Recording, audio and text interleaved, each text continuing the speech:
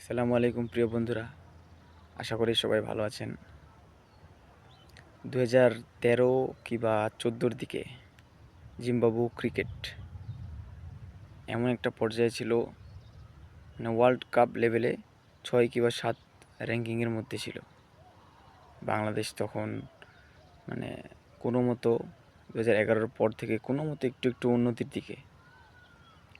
মাঝখানটায় এমন হলো, জিম্বাবু মানে তাদের তেমন কোনো বড় প্লেয়ার ছিল না, ভালো কোনো ক্রিকেটার ছিল না।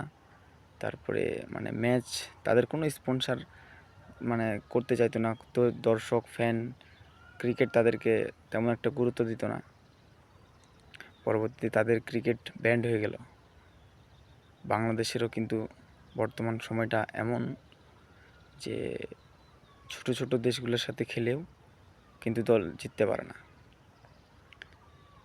বাংলাদেশে যে পঞ্চপাণ্ডব ছিল, এত ক্রিকেটের উন্নতি করে আজ 25 সালে বাংলাদেশের ক্রিকেটের যে ধস নেমেছে, জানি না এই ধস পূরণ করবে কজন, কে কে। দেশটা কি আজও ক্রিকেট উন্নতির দিকে যাবে? আন্তর্জাতিকভাবে কোনো ট্রফি পায়নি বাংলাদেশ। বাংলাদেশি আমরা যারা সমর্থক আছি, আমরা কি আশা করি না?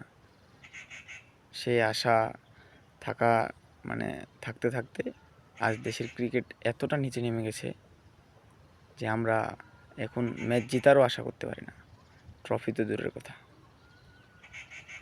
তো প্রিয় বাংলাদেশি ভাইয়েরা, দেশের ক্রিকেটকে আরেকটু সমর্থন করুন, দেশের প্লেয়ারদের আরেকটু ভালোভাবে উৎসাহিত করুন, যাতে ভালোভাবে তারা এগিয়ে যেতে পারে, দেশটাকে দেশের মুখ উজ্জ্বল করতে পারে।